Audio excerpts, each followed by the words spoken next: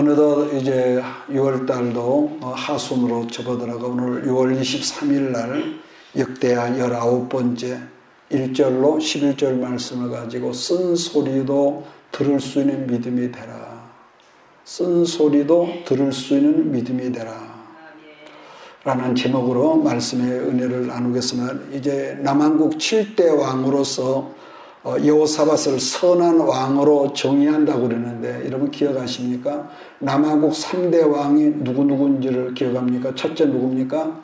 본문에 등장하는 여호사밧이 있고 또 그 다음에 히스기야가 있고 요시야가 이 남한국 유다의 3대 선한 왕이라고 그랬습니다. 그래서 분명 선한 왕 중에 한 명이라고 그랬던 여호사밧이 우리가 지난주에 살폈던 대로 하필이면은 다른 사람도 아니고 북왕국 여러 왕 중에서 가장 악한 왕으로 하나님이 미워하시던 그런 아합과 더불어 사돈관계를 맺을 수 있느냐. 이건 이치적으로 상식적으로 이건 이해가 안 가거든요.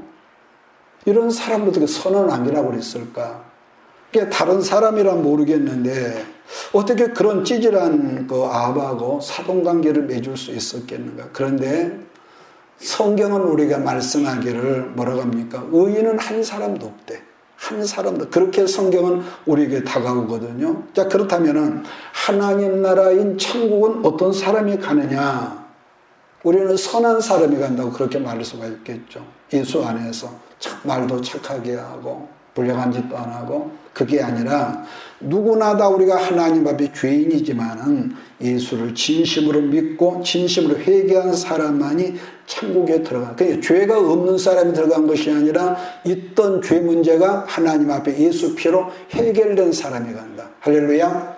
이게 이제 차이점이거든요. 근데 그러한 의미에서 본다면은 여호사밧 왕의 강점 중 하나를 들추라면은 돌이키는 능력이 있었다는 거예요. 사람 누구든지 오바를 한단 말이에요.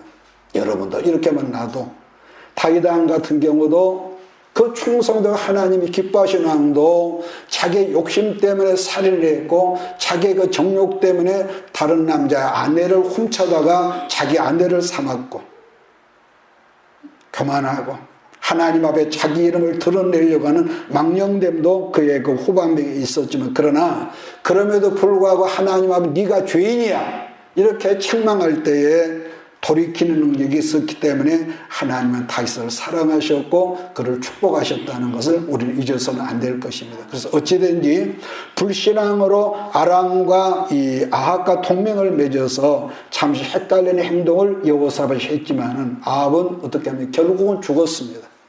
결국은 죽었고 여호사밧 왕은 그야말로 바람 앞에 등불 같은 그런 상황으로 구사일생으로 살아서 남한국으로 돌아왔단 말이에요. 자, 그런 상황에서 여호사밧의 지금 느낌이라 한다면은 죽을 자리에서 겨우겨우 은혜로 살아왔다고 했을 것인데 그래서 역대하 19장 1절 말씀을 보면은 유다왕 여호사밧이 평안히 예루살렘에 돌아와서 그의 궁으로 들어가니라. 말씀은 여호사밧이 평안히 돌아왔다고 그랬지만은 죽음의 자리에서 그야말로 구사일생으로 여러분 돌아왔단 말이에요.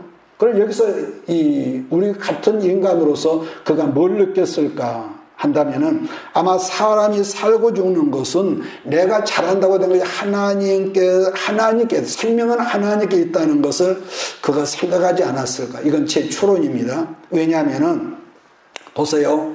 아합 왕은 어떻게 하든지 살려고 선지자의 말이 걸려가지고 살려고 왕의 옷을 벗어버리고 평군사가 입던 옷으로 자기를 변장까지 했지만 결국은 그가 죽었단 말이에요.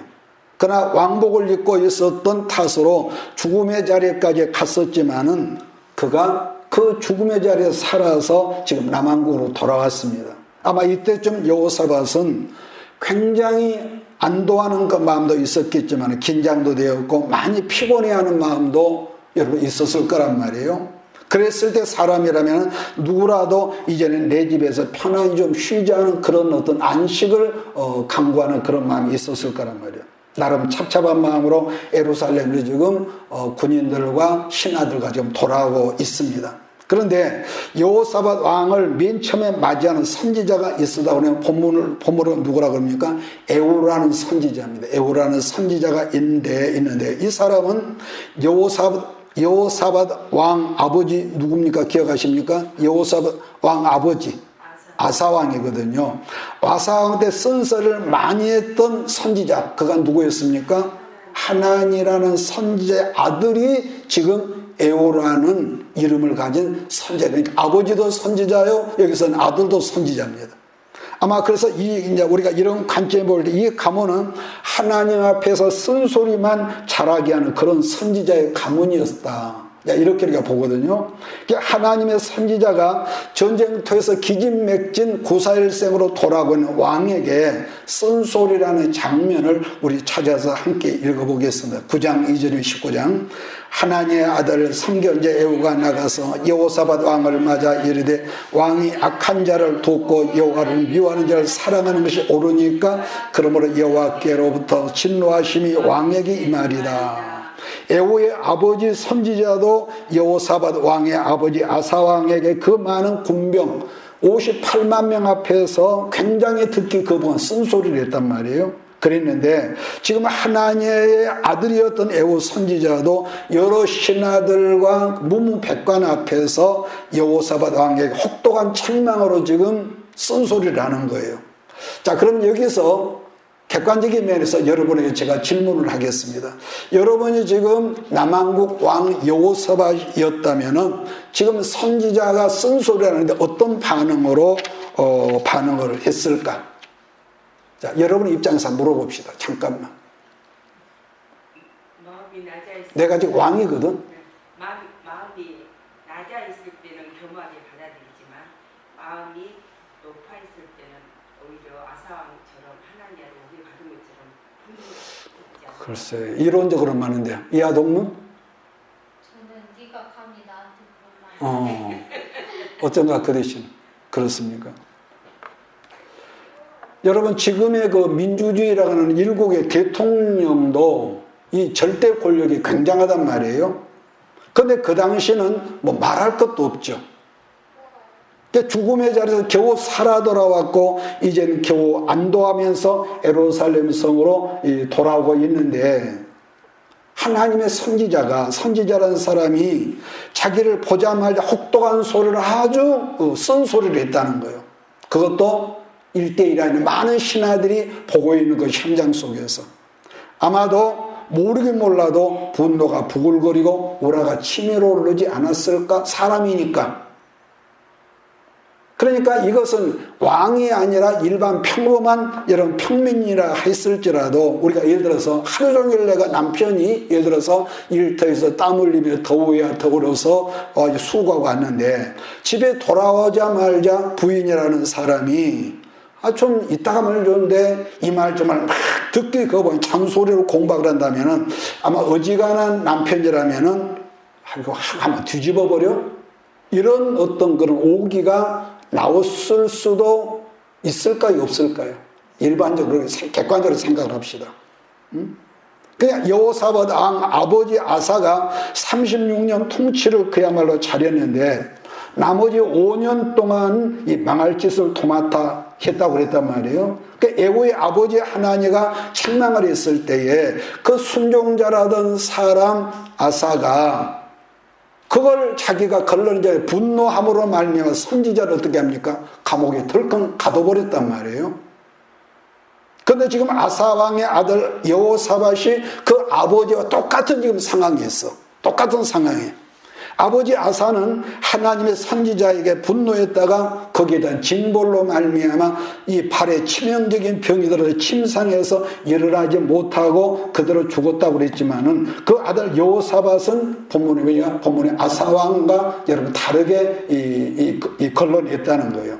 사람은요 같은 책망도 내가 잘 나가고 있을 때 누군가 어떤 책망을 한다면은 아니 또 반대로 내가 지금 피곤해서 거의 죽을 지경인데 쓴소리를 해야 되면은 보편적으로 사람들은 나도 몰래 분노가 표출이 되거든. 이건 여자 남자가 똑같을 거예요. 아마 이런 점은 여호사밧이 선한 왕으로 이런 점 때문에 이 선한 왕으로 뽑혔지 않았을까 하는 점인데, 저와 여러분, 우리가 이 말씀을 우리가 역대하 19장을 여러분 모두도 본문 성경에 여호사밧과 같은 이런 모습들이 있었으면 하는 이 간절한 바람이 여기서 이제 나오는 거죠. 그래서 하나님, 내 능력으로는, 내 인격으로, 인성으로는 할 수가 없기 때문에 하나님의 성령이 기름 부음을 내가 힘입을 때만이 나는 가능합니다. 내가 어떻게 하겠어? 우리가 이런 이 절박함 속 기도가 나와야 한다는 거. 그래서 오늘 제가 누차 말씀했지만은 이럴 때가 있거든요. 아마 이것은 여러분도 나도 마찬가지일 텐데, 강단에서 말씀을 선포하는 목사님이 제 양반이 나하고 특별한 어떤 감정, 억하심정도 없을 터인데 하필이면 오늘따라서 꼭 나 들으라고 쓴 소리만 골라서 그렇게 막 큰 소리로 한다는 느낌이 들 때가 우린 있단 말이에요. 그랬을 때에 하나님께서 나 들으라고, 누구 들으라고? 나 들으라고 저 목사님을 통해서 저 듣기 어려운 힘든 말씀을 하시구나 하면서 그 모든 힘든 고비를 넘어갈 줄 알라는 겁니다. 이것은 대단히 어렵습니다. 다윗 왕의 경우 지금 다윗은 굉장히 잘 나가고 있죠. 그러잖아요. 자, 그러는 잘 나가고 있는 중에 밧세바 사건도 나무 안내를 데리다가 자기가 간음을 했고, 더군다나 그 여자가 지금 임신을 했단 말이에요. 아무도 그걸 몰라.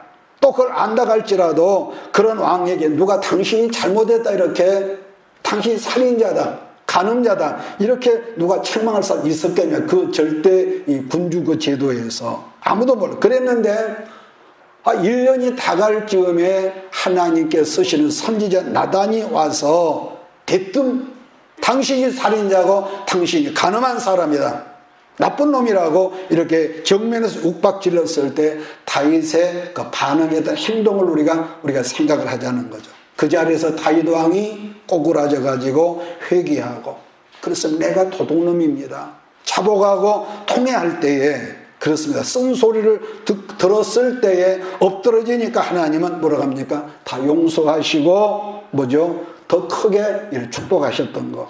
인간은요, 말씀드린 다 죄인입니다. 단지 저 사람이 나한테 좀 잘해주니까 저 사람 좋은 사람, 저 사람은 항상 나한테 기분 나쁘라 하니까 저 사람 나쁜 사람. 우리는 이런 감정지향적인 것.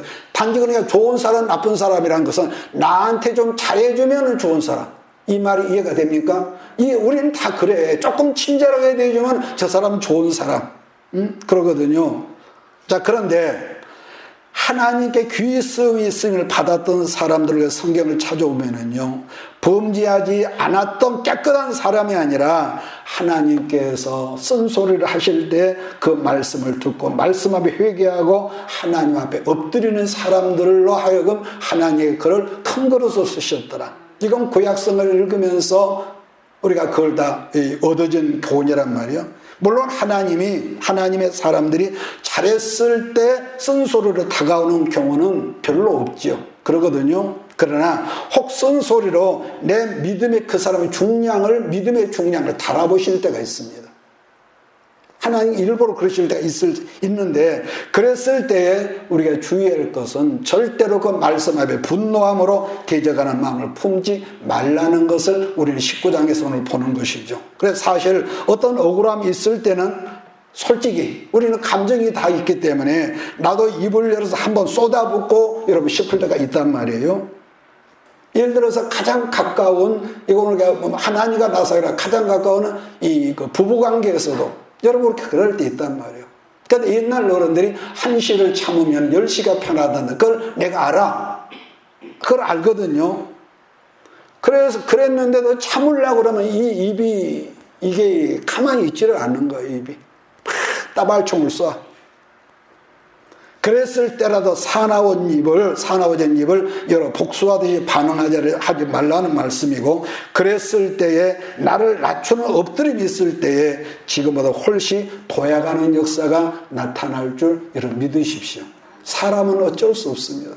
그럼 막 이렇게 하고 싶어. 그리고 또 한 가지는 내가 예를 들어서 잘못은 이렇게 1칸밖에 안 했어. 근데 나한테 퍼부수는 것은 한 2칸, 3칸을 퍼부술 때에 사람은 그것을 용납하기가 진짜 어렵거든요. 정말입니다. 그런데 그런 경우에도 브레이크를 밟는 훈련, 내 스스로입니다. 내 스스로. 그 지나놓고 내가 바보요? 그런 느낌이 있을지라도. 그래서 이건 그냥 우리가 평소에 하는 말 같지만 이게 역대하 19장에서 말세를 사는 우리에게 주시는 아주 중요한 메시지라는 거예요. 그러니까 뭐든지요, 훈련 없이 제대로 되는 건 없습니다. 할렐루야. 훈련 없이 되는 것이 없어. 내가 은혜를 받으니까 천만의 말씀입니다. 어떤 사람들이 그런 거 있거든요. 아주 피냄새가 날 것 같은 그런 지독한 그런 환경, 절박함 속에서 겨우겨우 살아왔고 그런가 하면은 내가 나를 볼 때 너무 처절하게 느낄 때가 있거든요. 이것도 인생이냐. 그럴 때에 하필은 그런 상황에서 가오가다고 할 정도로 말씀을 하실 때가 있어요. 하나님께서. 이건 좀 너무한 거 아니냐. 하나님 입장을 좀 바꿔놓은 생각을 해보세요. 그런데 왜냐하면 아무리 옳은 말씀도 때와 상황에 맞아야지 지금 같은 절박한 상황에서 숨쉬고 있는 이 어려운 상황에서 그런 말을 듣기 좋아하는 사람이 누가 있겠냐 하겠지만은 성경은 그런 사람이 지금 여호사밧이라고 말씀을 한다는 거예요. 그래서 쓴소리를 묵묵히 들음으로 이 낮아지는 사람. 그런데요, 사람도 여러분하고 감정적인 사람이기 때문에 그래서 우리가 기도가 필요한데 사람에게 그것을 직접적으로 퍼부어 대면은 우리는 빵점 되거든요. 근데 그 내 속에는 쓴 것을 가지고 하나님께 와서 하나님 앞에 퍼부어 대면은 그것은 100점이 돼. 제 말 이해하십니까? 그래서 기도가 필요한 거예요. 만약에 인간과 내가 참아야지 그래서 그 사람은 화병 걸려서 오래 못 살 겁니다. 우리 하나님께서 어떤 사람을 쓰시려고 다루실 때는요, 그래서 한두 가지로만 다루신 것은 아니라고 우리가 보는데요. 예를 들면 누가복음 15장에 보면 탕자의 비유가 있죠. 아버지에게 오는 모든 게 재산을 가지고 밖에 나가서 전부 다 잘 먹고 잘 살고 그렇게 하다가 나중에는 돈 떨어지니까 친구도 없어지고 그래서 들판에 가서 돼지 키는 그 농장에 들어가서 쥐엄열 돼지의 밥을 먹다가 나중에 돼지가 자기를 받은단 말이에요. 그래서 어쩔 수 없이 고민하다가 염치 없게 내 아버지께 돌아가야겠다. 그래서 아버지께 돌아와서 내가 하늘과 아버지가 죄진 사람인데 나를 좀 용납해 주세요. 그러니까 아버지가 무슨 말이냐? 그러면서 맨발로 달려와서 부둥켜 안고 기뻐하면서 살찐 송아지도 잡고 온 동네 사람 불러다가 잔치를 하는데 보편적으로 사람들은 그런 것들을 잘못하고 죄 짓고 와서 그런 것들을 기대하는 사람들을 저는 많이 보거든요. 그러니까 누가복음 15장에서 아버지가 맨발로 뛰어나가서 그렇게 받아준 경우도 있지만은 그런데 전혀 반대로 그렇지 않은 경우도 있는데 하나님은 때로는 너무 어떤 사람이 냉혹하고 냉정하고 아주 무지무지할 정도로 이렇게 쥐어 밟는 경우도 있단 말이에요. 지금 본문에 여호사밧이 북왕국에서 돌아올 때 절대 환영하는 그런 분위기가 아니었다는 걸 알 수가 있는데 특히 본문 성경 여호사밧은 하나님 앞에 크게 쓰임받는 지도자였기 때문에 아마 더 하나님께 그렇게 다루셨을 것이다. 지금도 왜 그런지 모르지만 하나님은요 어떤 범죄한 한 사람을 그런 사람이 있습니다. 아무렇지도 않게 그냥 축복하시는 사람도 있거든요. 분명히 누가 볼 때 저 사람은 이제 나쁜 놈이고 심지어 형무소까지도 갔다 오고 그 큰 죄를 지었는데 그냥 저렇게 이상하게 갔다 왔는데 잘 되고 축복받고 그런 사람도 있습니다. 그럴 때 우리는 캐션을 갔거든요.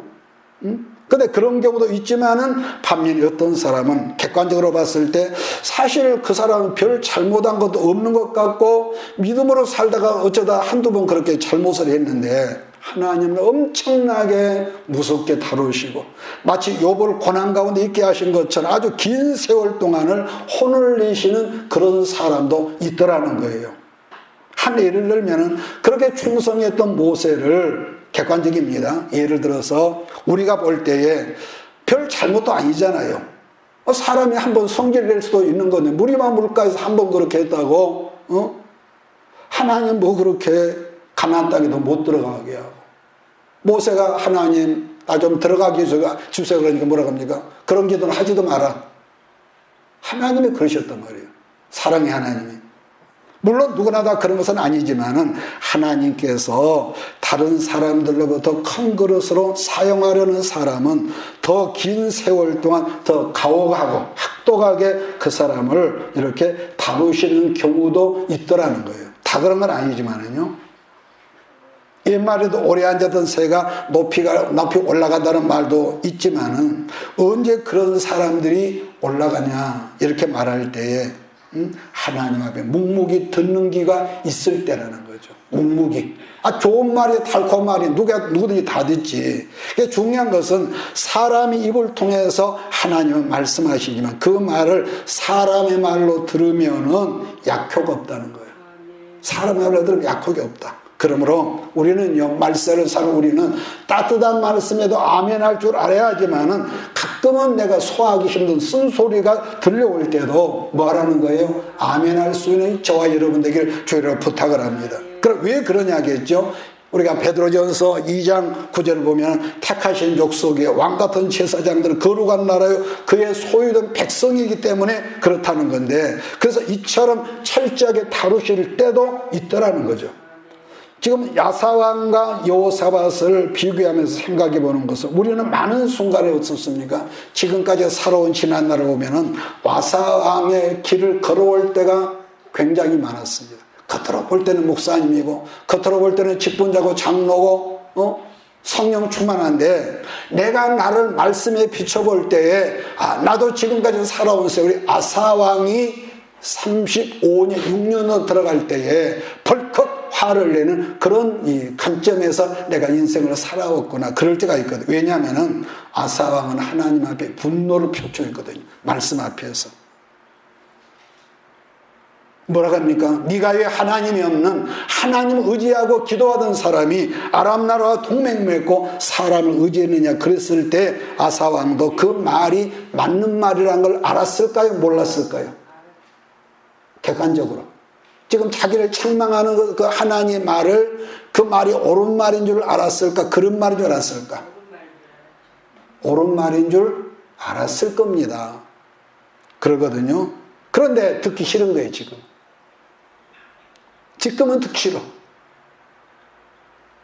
그랬을 때 하나님께서 역대하 16장에서 이런 말씀을 하거든요. 9절에 보면 여호와의 눈은 온 땅을 두루 감찰하사 전심으로 자기 향하는 자를 위하여 뭘 베푸시나니? 능력을 베푸시나니 그랬습니다. 능력을 베푸시나니. 사람이란 여러분 나도 지금 그 마음이 한번 높아지면은 참 그 마음이 낮아진다는 것이 참 이렇게 힘든가 봐요. 쉽질 않아. 아사왕이 선지자 하나님 아래 끝나기 전에 감옥에 여러분 가둬버리고 더불어 백성 중 평소에 자기한테 거슬리는 몇 사람을 함께 더불어서 감옥에 넣었다고 성경은 말씀하고 있는데 그러다가 아사 인생이 끝나거든요. 그러다가 사람이란 누구나 어느 순간에 하나님 앞에 범죄하고 또 넘어질 수도 있지만 그러나 그것으로 여러분과 여러분 모두 인생이 끝나지 않기를 소원합니다. 우리 누구나 분을 품을 수 있어요. 왜? 본질상 죄인이기 때문에. 그러나 분명한 것은 하나님 말씀 앞에서 분노로 품지 않는 저와 여러분이 되기를 주의로 축복합니다. 그래서 하나님 앞에 실수와 범죄가 있을지라도 여호사밧처럼 하나님 말씀 쓴소리에 엎드릴 줄 아는 우리가 될 수 있도록 평소에 자꾸 훈련하라는 거. 그런데 이것은 꼭 어떤 말씀 앞에서 인간관계에서 그런 게 올 때가 있단 말이에요. 사람과의 관계 속에서. 나보다 월등하고 탁월한 사람이 좀 거슬리면은 그냥 모르는 자가 넘어가는데 평소에 만만한 사람이 내를 거스릴 때 씩 웃을 수 있을까?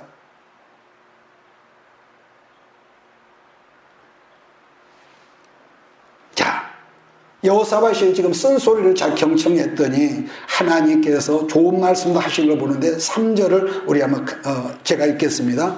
그러나 왕에게 선한 일도 있으니 이는 왕이 아세라 목상들을 이 땅에서 없애고 마음을 기울여 하나님을 찾음이다 하였더라. 여러분, 이 세상에서 제일 복된 사람이라면 말씀을 들을 줄 아는 귀가 열린 사람이라는 거예요.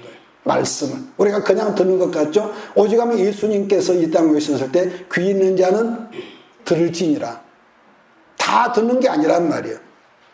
그러니까 들을 수 있는 귀를 가진 사람. 여러분, 그래요. 사람은 밤간 누구라도 넘어지고 범죄할 수 있지만은 말씀을 삼하고 말씀을 듣는 귀를 열어주신 사람은 언제든지 그 사람은 다시 회복할 수가 있습니다.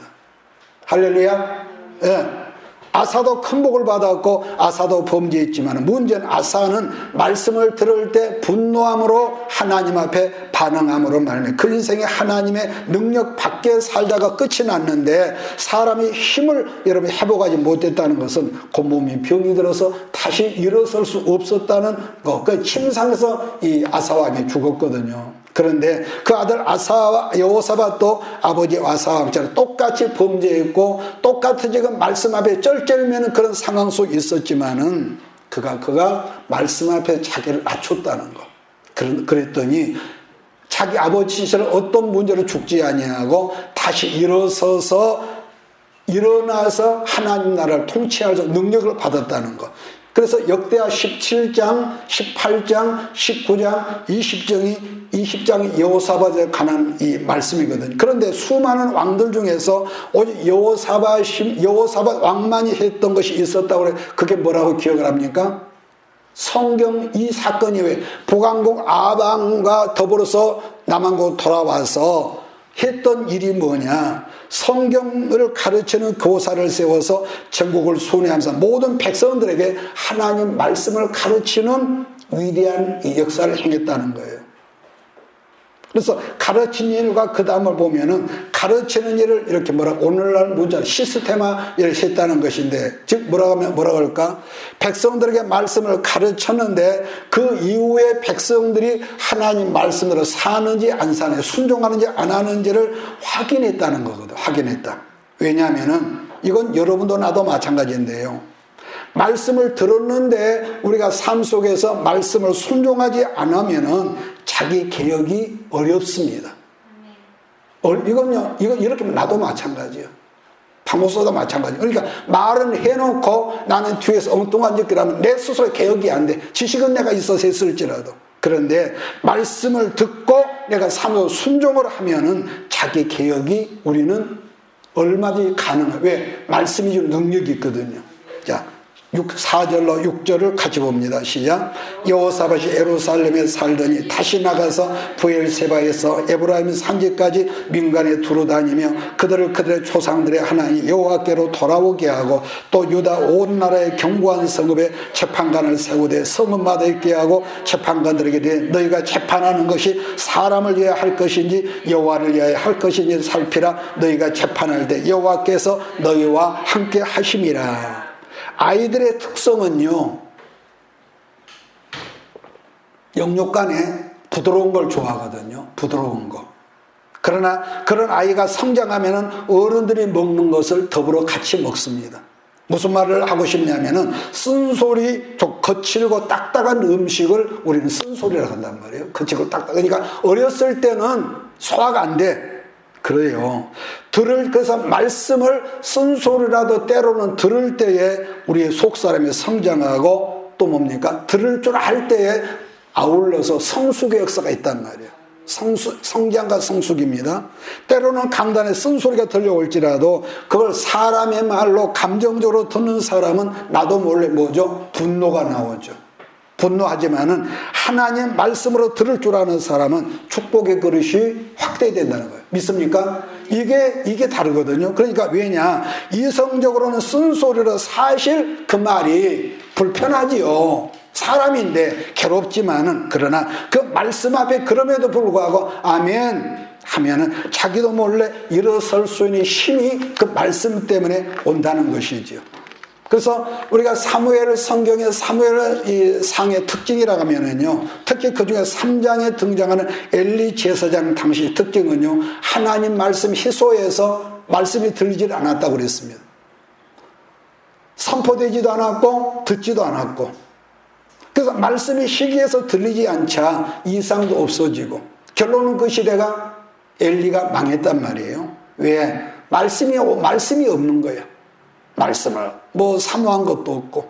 그러나 사무엘의 특징은 비록 그가 나이 어린 꼬마였지만은 사무엘에게는 말씀이 들려오기 시작했다는 거. 어려서부터. 그래서 말씀이 들려오자 이때부터 나라가 뭡니까? 한 사람의 지도자가 힘을 얻으니까 그 한 사람의 영향력이 이스라엘 전체 12지파에 퍼져서 영향력이 있어 나라가 이 힘을 얻는 거죠. 여러분, 이 경우는 교회, 하나님의 교회도 마찬가지고 가정공동체도 마찬가지인데, 그러면 이 모든 땅의 기관들이 언제 새 힘으로 얻게 되냐 한다면은 저 말씀이 내 구미에 맞아서가 아니라 말씀이 우리 심령 속에 들려올 때에 우리가 살아나고 회복이 된다는 겁니다. 이건 어느 시대나 똑같습니다. 말씀이 들려올 때 어떤 말씀이라도 여호사밧처럼 실패하고 깨졌지만 내 마음이 지금 피곤해 있지만은 말씀이 들려올 때 그 말씀 때문에 우리는 하나님 앞 일어선 자로 여러분 회복된다는 거죠. 그래서 왜냐? 우리가 요한복음 보면 말씀은 곧 하나님이라고 그랬단 말이에요. 태초에 말씀이 계시니라. 그렇기 때문에 그래서 말씀이 여러분에게 들려지면은 우리도 몰래 쉐임이나 우리도 몰래 나도 몰래 그래서 말씀을 듣고 변화가 일어나니까 여호사밧이 6절에서 모든 남한국 사법부를 이렇게 개혁하는 내용이 있거든요. 여러분, 율법의 핵심은 첫째 뭡니까? 하나님을 경외하는 것이고, 그 다음 수평적인 관점에서는 내 주변에 가난한 사람이 없게 하고 내 주변에 억울한 사람이 없게 하라. 이게 하나의 공적인 공평. 아마 여호사밧 왕의 개혁 운동은 특별히 억울한 사람이 없게 하라, 그거였었던 것 같습니다. 제가 앞 시간에도 말했지만은 우리 주변에 가난한 사람이 없게 하려면 가장 우선은요 뭐겠습니까? 여러분하고 내가 뭘 받아야겠습니까? 복을 받아야죠. 복을 받아야죠. 왜냐?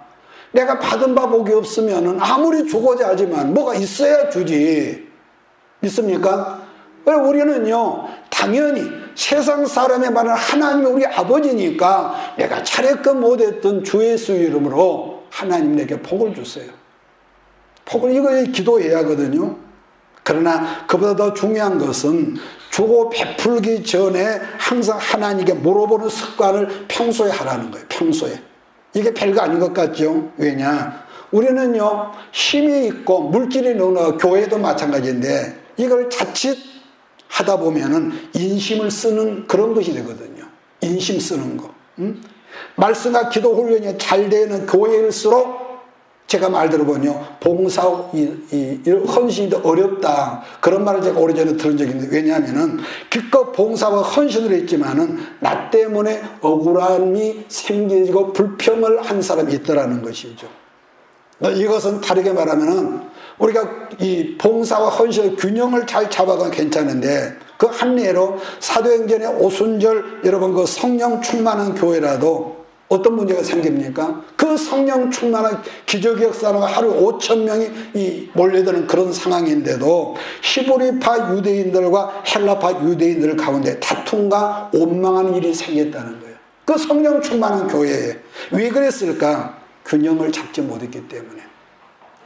팔이 안으로 오그러든다는. 지금 우리나라도요, 사법부의 재판도 점점 공정하지 못하다는 느낌을 우리가 뉴스를 통해 보는데, 왜냐하면 똑같은 어떤 그 죄를 그 법원에서 배당을 하지 않습니까? 그러면은 같은 문제도 정치색이는 재판관에 배당이 되면은 판결을 엉뚱하게 하는 거예요. 판결을.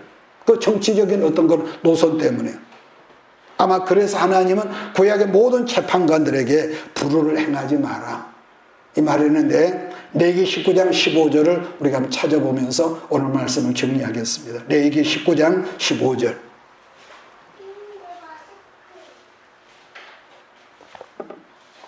레위기 19장 15절입니다. 다시 해서 우리 같이 있습니다. 시작. 너희는 재판할 때 불의를 행하지 말며 가난한 자의 편을 들지 말며 세력 있는 자라고 두둔하지 말고 공의로 사람을 재판할지며. 그러니까 구제도 많이 하고 선교도 많이 할지라도 공정성을 깨뜨려 버리면은 여기서 뭡니까? 선교하고 구제하고 헌신하는데도 우리의 선교와 우리의 땀을 받으면서도 뭐가 있냐? 원망과 불평이 짜치다면 커진다는 거예요. 그러니까 선교하고 헌신하면서도 하나 영광을 가려버리는 일이 있기 때문에, 그래서 우리가 힘이 있을 때, 힘이 적었을 때부터 이런 문제를 기도하고 뭐 그때 가봐야 할지. 아니요. 예수님 뭐랍니까? 작은 것에 충성된 자가 이 다음에 그렇죠. 그래서 평소에 우리가 말씀이 그만큼 중요하다는 거. 그래서 늘 내 삶 속에 훈련하, 내 삶 속에서. 예를 들어서 목사님이 살고 있는 집 앞에 영감님이 안 예뻐. 내가 볼 때도 안 예뻐. 그럼 나는 때로는 좀 얄밉거든. 아 진짜요. 그럴 때 있어. 그러면은 얄미운 사람을 뭘 베푼다 하는 건 조금 그러거든요. 솔직히. 그런데 우리 사모 같은 경우는 뭐 그러든 말든 싫어하면서도 뭐 반찬 새로운 것도 갖다 퍼주고 이거 퍼주고 저거 퍼주고. 그걸 제가 여러분 보는데요. 그러니까 재판할 때 부자라고 편들고 가난하고 불쌍하니까 편들지 말고 공정성을 회복해라. 공정성을. 하나님의 이러한 모습들이 여러분과 우리 교회와 우리 모두에게 나타날 줄 나는 믿습니다. 자, 그런데 이것이 지금 말처럼 쉬운 게 아니란 말이에요. 이것이 절대로 안 쉽습니다. 현장에 주어질 때 이것이 절대로 예를 들어 말하겠습니다. 요즘은요 자동차 내비게이션이 또 하나의 그 변호사라는 그런 말도 있지만은, 자 우리 교회에서 어떤 사람이 교통사고가 났습니다. 근데 내가 경찰서 교통사고 전담 특수 내가 형사예요. 형사인데 조사를 하다 알고 보니까 한 사람 우리 교회 안수집사네. 안수집사고 또 저 사람은 불교 신자야. 불신자야. 자, 여러분에게 질문하겠습니다. 그러면은 목사인 박 목사가 지금 이 교통 담당 이 특별 형사인데 내가 목사라고 우리 교회 안수집사 편을 들어줘야 하겠습니까? 아니면은 불신자 편을 들어줘야 하겠습니까? 말은 그렇게 하지만은 아까 그랬죠. 팔이 헬라파 유대인하고 히브리 유대인하고 갈등이 있었단 말이에요. 사람 속에는요 그런 게 없을 수가 없어. 그러니까 지금 공정을 제가 말씀하는데, 만약 내가 불신자 편을, 사실 우리 보니까 우리 교회 안수집사가 좀 잘못을 했어.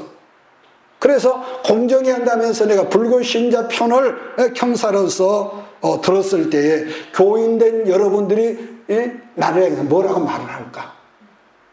이것은 절대로 간단한 문제가 아니란 말이에요.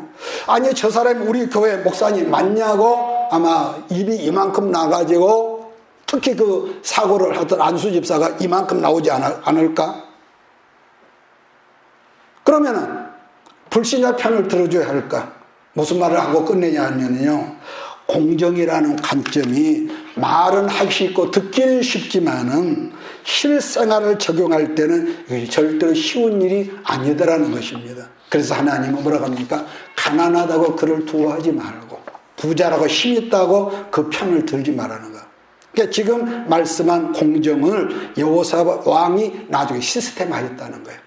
공정. 자, 7절로 11절을 함께 읽고 오늘 말씀 끝내겠습니다. 같이 읽습니다. 시작. 그러즉 너희는 여호와를 두려워하는 마음으로 삼가 행하라. 우리 하나님 여호와께서는 불암도 없으시고 치우침도 없으시고 뇌물을 받는 일도 없으시니라 하니라. 여호사밧이 또 예루살렘에서 레위 사람들과 제사장들과 이스라엘 족장들 중에서 사람을 세워 여호와께 속한 일과 예루살렘 주민의 모든 송사를 재판하게 하고 그들에게 명령하여 이르되 너희는 진실과 성심을 힘을 다하여 여호와를 경외하라. 어떤 성읍에 사는 너희 형제가 혹 피를 흘림이나 혹 율법이나 계명이나 율례나 규례로 말미암아 너희에게 와서 송사하거든 어떤 송사든지 그들에게 경고하여 여호와께 죄를 범하지 않게 하여 너희와 너희 형제에게 진노하심이 임하지 말게 하라. 너희가 이렇게 행하면 죄가 없으리라. 여호와께 속한 모든 일은 대제사장 아말렉가 너희를 다스리고 왕에게 속한 모든 일은 유다 지파의 어른 이스마엘의 아들 스바다가 다스리고 내 사람들은 너희 앞에 관리가 되리라. 너희는 심서 행하라. 여호와께서 선한 자와 함께 하실지로다 하니라. 여러분 오늘 말씀의 핵심은 여호사밧 왕이 선한 왕이라는 것인데 그 상황이 너무 좋지 않았음에도 불구하고 하나님은 이로보다는 조금 과거할 정도로 쓴소리를 대주셨다는 점인데 그럼에도 불구하고 여호사밧이 자기를 낮추고 겸손하게 그 말씀을 아멘함으로 말미암아 하나님은 자기 백성을 다스리는 그것도 큰 축복을 주시고 큰 그릇으로 만들었다는 점이에요. 그랬을 때에 여러분 나 그 한 사람이 위대한 하나님의 그릇이 그 사건으로도 확 커지고 또 그 단계가 높이 올라가는데 이것은 여러분과 내게도 마찬가지로 적용될 줄 나는 믿습니다. 그래서 제가 오늘 훈련이라는 말씀 여러 번 하는데요. 이 말은 듣기 쉬워서 우리가 아멘 했을지라도 실상에 그 앞에 있을 때에 그것이 그렇게 간단한 문제가 아니다라는 거예요. 부부간에도 마찬가지입니다. 그러나 나는 오늘 말씀 앞에서 나나 여러분이나 이 말씀을 들으신 모든 분들에게도 여호사밧이 받았던 그 축복들이 여러분의 삶 속에 그대로 있어지기를 예수의 이름으로 축복합니다. 아셨습니까? 따스한 말에도 우리는 아멘하고 때로는 내가 좀 뒤집어지고 속상할 때도 내 감정을 다스리고 쓴소리를 들을 줄 아는 사람이 진짜로 하나님 앞에 능력 있게 쓰임받을 수 있는 사람이라는 거예요. 아까 제가 그랬죠. 사람 좋다. 어떤 사람은 나를 굉장히 좋아해.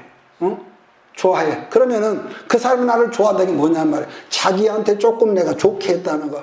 아주 공손하게 하고 친절하게 하고 뽀빠이라도 사주고 이런 건데 늘 말하죠. 사람은 나를 좋아하던 사람은 자기 관점에 맞지 않으면은 어느 순간에 뭐라고 그랬죠? 짓밟아버리는 것이 인간이라고. 이건 다 똑같단 말이에요. 그러나 우리가 하나님 앞에 반응을 올바로 하면은 하나님은 절대로 공짜가 없어. 그래서 비록 우리가 실수하고 때로는 모세처럼 내가 훈련의 과정을 통과해서 실패하고 그랬을지라도 다시 내가 말씀 앞에 쓴소리라도 듣고 아멘 아멘 이래 나갈 때 하나님의 능력이 우리에게 임하고 더불어서는 큰 그릇으로서 많은 사람을 섬길 수 있는 것. 결론은요, 예수 믿는 사람, 내가 목사가 됐다, 교회가 크게 됐다, 이게 문제가 아니라 결론은 여러분이 나나 큰 것이라는 것은 많은 사람을 얼마나 수용하는가 이거건데 이것이 역시 쉽지가 않다란 말이에요. 할렐루야. 그래서 내 힘으로 안 되기 때문에 기도하고 내 힘으로 어렵기 때문에 하나님 나를 도와주시고 그래서 성령 충만을 우리가 사모하는 거 아니겠습니까? 여러분 그러므로 명심하십시오. 사람이나 짐승이나 잘 먹는 사람이 건강하고 살도 통통하게 찌르듯이 말씀을 안 들으면 무조건 그 사람은 믿음의 힘이 없습니다. 약한 것이 믿음의 힘이 없어요. 그래서 로마서 10장 17절에 그런 말을 하거든요. 믿음은 들음에서 나며 들음은 그리스도의 말씀으로 말미암느니라. 들음 곧 오디오죠.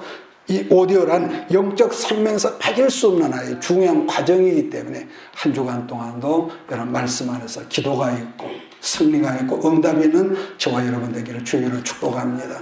기도합니다. 예수님, 오늘도 우리는 역대하 19장 말씀을 통해서 하나님께서 여호사밧을 귀하고 위대한 것을 쓸 수밖에 없었던 그런 모든 것들을 우리가 잠시 살폈습니다. 한 주간을 우리가 살면서 인간관계 속에서 하나님 앞에서 때론 내 스스로 볼 때 찌질이같이 못나게 보일지라도 그것이 하나님 말씀이다 생각할 때에 아멘 나갈 때 그 한 번의 순종함으로 나를 낮춤으로 그릇이 커지고 내적인 성숙도 일어나서 더불어 큰 축복이 들어오는 지름길로 우리가 나감을 믿습니다. 승리한 우리 모두가 되게 하시고 교회가 되게 하시고 우리 각인이 되도록 복내려 주시옵소서. 예수님의 이름으로 축복하며 감사기도 드립니다. 아멘. 내가 너와 항상 함께 하리라. 내가 너를 지키리라. 실망치 말고 나를 보아라. 나는 너의 하나님이라.